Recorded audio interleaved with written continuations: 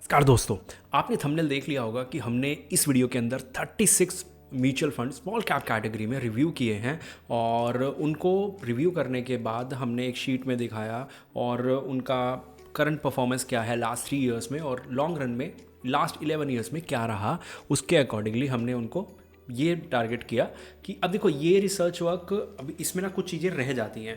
इस research work में कुछ चीज़ें ये रह जाती हैं कि फ़ंड मैनेजर उनका कैसा है या उनकी स्ट्रेटजी कैसी है, किस किस से वो ओवरलैप करते हैं, ये चीज़ें हम कवर करेंगे। लेकिन आज जो हम 70% चीज़ें क्लियर कर देगा वो ये है कि ये म्यूचुअल फंड्स कितने कंसिस्टेंट हैं शॉर्ट टर्म में, यानी कि अगर हम 2026 में लेते हैं तो 26, 27, 28 में काम कर जाएं हमारे लिए, और अगर हम लॉन्ग रन में लेते हैं तो क्या हमारे लिए ये बहुत बढ़िया काम कर सकते हैं। अगर आप मुझे जानते हैं पहले से तो आपने देखा होगा कि मैं वीडियो में हमेशा अपनी सर्विसेज प्रमोट करता हूं, लेकिन वो आज हम थोड़ा सा बाद में करेंगे।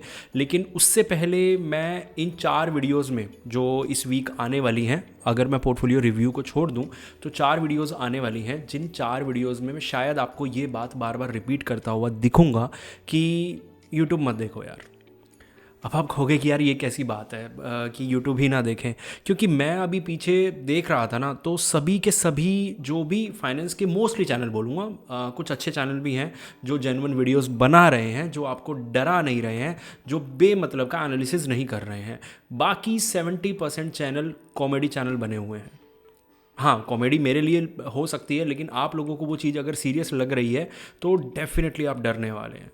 मैं ऐसी ऐसी वीडियोस अभी देख के आया हूँ कि एक इंसान कह रहा है 100 साल की साइकिल होती है शेयर मार्केट में, वही रिपीट होगी। तो अच्छा चलो भाई, फिर उसके बाद कोई ये कह रहा है कि भाई क्या नाम है, ये सब ढोंग रचा जा रहा है। मतलब पता नहीं क्या क्या वर्ड यूज़ करे जा रहे हैं। चंद्रयान पे सुनीता विलियम्स गई थी, वो फेक था, ठीक है, और मोगेम्बो खुश हो जाता है। मतलब कॉमेडी चल रही है। देखो मैं अब इसलिए बोल रहा हूँ क्योंकि आप कितना भी अपने दिमाग को समझा लो कि ये मजाक है, लेकिन 10, 15, 20, 25 थंबनेल भी जब आप देख लोगे ना तो एक मन में डर पैदा हो जाता है। जब इन्वेस्ट ज़्यादा करने का समय है, जब मार्केट अभी यहाँ पे से हमें 3, 4, 5% डिस्काउंट में मिल रहा है, 10% डिस्काउंट में मिल रहा है, तो वो डिस्काउंट का फ़ायदा उठाने की बजाय हम नुकसान उठा रहे हैं अपनी SIP रोक के। तो डरने का बिल्कुल समय नहीं है।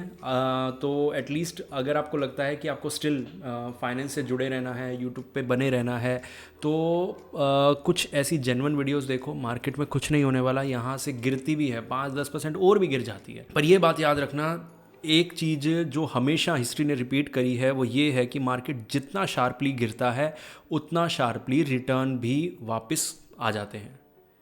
और फिर ऐसा नहीं है कि मार्केट वहीं आके रुक जाएगा जहाँ पहले था, वो उससे बहुत ऊपर चला जाता है। 2018 में मार्केट गिरा था, बहुत काफ़ी गिर गया था।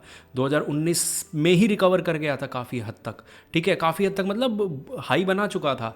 2020 में मार्केट फिर गिरा, इतना ज़्यादा गिरा, और 2-4 साल में मार्केट ने 3.5 गुना तक रिटर्न डिलीवर कर दिए। अब चलते हैं वीडियो के अंदर और मैं आपको दिखाता हूँ वो म्यूचुअल फंड जो पिछले 3 सालों में अच्छा करे हैं। अब यहाँ पे हम एक चीज़ का ध्यान रखेंगे, हम मार्क करते हुए चलेंगे इन फंड्स को। सिर्फ और सिर्फ हम रीसेंट परफॉर्मेंस के बेस पे नहीं ले सकते, लेकिन अभी मार्क कर रहे हैं, ठीक है। शॉर्ट लिस्ट करेंगे अभी हम आपके साथ ही मिलके शॉर्ट लिस्ट करूँगा। यहाँ पे महिंद्रा मैन्युलाइफ भी हम शॉर्ट लिस्ट कर सकते हैं और बंधन का स्मॉल कैप भी हम शॉर्ट लिस्ट कर सकते हैं। लास्ट के परफॉर्मेंस अच्छे रहे हैं। SBI भी आप कर सकते हैं, लास्ट 2 साल में कैटेगरी एवरेज बीट ही करा है, और ये दोनों भी इन्वेस्को भी हो सकता है।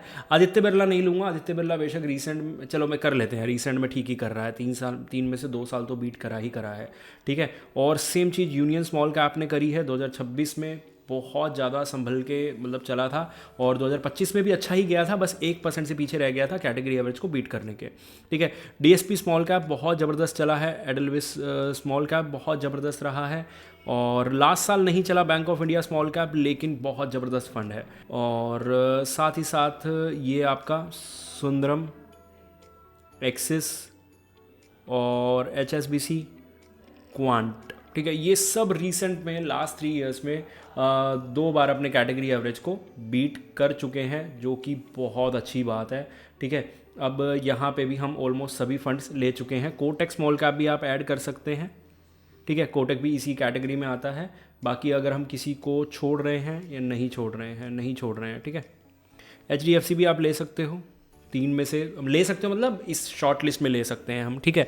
3 में से 2 बार कैटेगरी एवरेज को बीट कर रहा है। तो ये कुछ म्यूचुअल फंड है जो अपने कैटेगरी एवरेज को लास्ट 3 ईयर्स में रीसेंट परफॉर्मर जिन्हें हम बोल सकते हैं, लेकिन रीसेंट परफॉर्मर के साथ इन्हें टॉप परफॉर्मर होना भी ज़रूरी है लास्ट 11 ईयर्स में।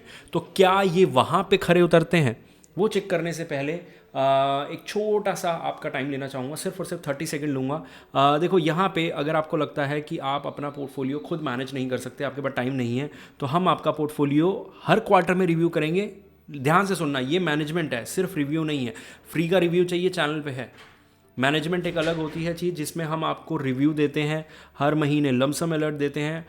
टैक्स हार्वेस्टिंग होती है, एक्सपर्ट्स टीम है जो मतलब 8 साल से मतलब हम लोग लगे हुए हैं, और 8 साल का कंबाइंड एक्सपीरियंस नहीं है। वो फेक मार्केटिंग नहीं कर रहे जिसमें 8 बंदे मिलके 8 साल का एक्सपीरियंस होता है तो 64 साल का एक्सपीरियंस लिख देते हैं। 8 साल का ही एक्सपीरियंस काउंट होगा और जिसका सबसे ज़्यादा एक्सपीरियंस है, ठीक है, तो वही एक्सपीरियंस काउंट होगा। सबसे बड़ी बात पर्सनलाइज पोर्टफोलियो होता है। ये चीज़ की वैल्यू लोग कर ही नहीं पाते कि भाई जो चीज़ पर्सनलाइज है ना, एग्जांपल के लिए आप एक कोई भी सूट ले लो। सूट मतलब आपने एक ब्लेज़र, एक कोट ले लिया, पैंट सिलवा ली, शर्ट सिलवा ली, जो आपको मतलब फिटिंग, जो उसकी लुक आपको पर्सनलाइज में आ जाएगी ना, यानी कि जो आप टेलर से बनवाओगे वो कभी भी शोरूम से जाके नहीं आएगी, बेशक आप शोरूम में कितना भी पैसा खर्च कर लो। तो पर्सनलाइज चीज़ें जो होती हैं, जो हम खुद के लिए बनाई जाती हैं, मतलब एक इंसान को देख के पर्टिकुलर बनाई जाती हैं, उनमें अलग ही चीज़ें होती हैं। तो यानी कि आपके रिस्क के हिसाब से, आपके गोल्स के हिसाब से सब कुछ सेट किया जाता है। अब बूस्ट करने की बात है, देखो यहाँ पे ना सेबी कहता है, यूट्यूब बोलता है कि आप गारंटी वर्ड यूज़ नहीं कर सकते, ठीक है। हम यहाँ पे यूट्यूब और सेबी बहुत सारे गाइडलाइन लगा लेता है, तो मैं कुछ बोलने की बजाय मैं कुछ भी बोलूँगा तो यूट्यूब गलत वे में ले जाता है, सेबी गलत तरीके से ले जाता है। इसलिए मैं सिर्फ आपसे पूछना चाहूँगा कि आपके पास अगर टाइम या नॉलेज नहीं है, ठीक है, तो आपको लगता है कि आप एक एक्सपर्ट की टीम को बीट कर सकते हो एक पोर्टफोलियो मैनेजमेंट में? और बीट करने का मतलब रिटर्न और रिस्क दोनों से है। तो आपको अगर नहीं लगता तो एक बार ये जो स्क्रीन पे नंबर है, इसमें बात करने में कुछ नहीं जा रहा, आप बात कर सकते हैं। अब देखते हैं जो इसमें से टोटल 38 जो हमने 36 म्यूचुअल फंड्स देखे थे, उसमें से कंसिस्टेंट सबसे ज़्यादा कौन है। अब यहाँ पे ये है सबसे ज़्यादा HDFC हमने देखा कि रीसेंट में भी चला हुआ है, तो मैं इस कलर से उसको मार्क करूँगा ताकि आपको वीडियो के लास्ट में समझ आ जाए कि ये बढ़िया है, ठीक है। और ये 4 भी आगे बढ़िया हैं, बंधन, SBI, निप्पॉन और इन्वेस्को, ठीक है। और उसके बाद टाटा भी रीसेंट में नहीं चला, 1 साल चला फिर नहीं चला, 1 साल नहीं चला, तो टाटा अभी इस लिस्ट से बाहर है, लेकिन बहुत सारे लोगों के पास है, मुझे पता है, तो इसको एग्जिट नहीं करना, अभी वेट करो, ठीक है। और इसके साथ एक स्मॉल कैप ऐड करना है तो वो कर सकते हो, लेकिन फालतू चीज़ों में मत घुसना कि वीडियो देख ली और डिसीज़न ले लिया। DSP अच्छा फंड है। यहाँ पे DSP के बाद बैंक ऑफ इंडिया के बाद आपका ये हो गया, सुंदरम हो गया। आप HSBC और क्वांट, इनको थोड़ा थोड़ा ले सकते हैं इस वे में, लेकिन अभी के लिए इनको छोड़ना ही बेटर रहेगा, क्योंकि हम वीडियो में ढूंढ रहे हैं सिर्फ और सिर्फ टॉप के विनर्स। अब टॉप के विनर्स की अगर मैं बात करूं तो ऊपर रीसेंट परफॉर्मर में सबसे बेस्ट कौन सा रहा था? सबसे बेस्ट रहा था बंधन, क्योंकि 3 में से 3 बार कैटेगरी एवरेज को बीट किया है। उसके बाद रहा था महिंद्रा, 3 में से 3 बार कैटेगरी एवरेज को ऊपर। ITI, 3 म्यूचुअल फंड ऐसे रहे हैं जिन्होंने 3 में से 3 बार कैटेगरी एवरेज को बीट किया। उसके बाद इन्वेस्को स्मॉल कैप ने भी 3 में से 3 बार बीट किया, 4 स्मॉल कैप हो गए अब हमारे पास। और नीचे लिस्ट में से एक ही है जो है एडलविस 5। तो ये 5 ऐसे म्यूचुअल फंड हैं जिन्होंने लास्ट 3 ईयर्स में बहुत बढ़िया करा है। अब इनको देखते हैं लॉन्ग रन में इसने 7 में से 7 बार कैटेगरी एवरेज को बीट किया है। तो ये हो गया हमारा इस वीडियो का नंबर 1 विनर, ठीक है। और उसके बाद दूसरा विनर अगर मैं ढूंढने जाऊं तो बंधन 6 में से 4, 10 में से 7 रहा है SBI, और 11 में से 6 रहा है निप्पॉन, और इन्वेस्को रहा है 8 में से 6। तो हम यहाँ पे इन फंड में से सिलेक्ट कर रहे हैं कौन कौन से ऊपर हमने दोबारा सिलेक्ट किए थे, जिन्होंने 3 में से 3 किया था। महिंद्रा था, बंधन था, इन्वेस्को था, ठीक है। बंधन ने अपने कैटेगरी एवरेज को 6 में से 4 बार बीट किया है। इन्वेस्को ने अपने कैटेगरी एवरेज को 8 में से 6 बार किया है। और अगर मैं महिंद्रा की बात करूं तो महिंद्रा तो भाई 4 में से 3 बार है, तो 5 साल का ऊपर पूरा नहीं है इसका हिसाब किताब।